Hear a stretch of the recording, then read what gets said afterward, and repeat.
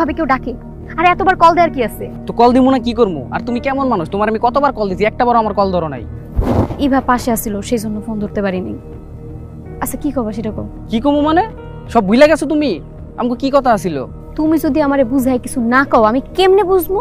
ও এখন কিছু বুঝতেছো না, সব ভুলে গেছো। কি কথা কইছিলাম?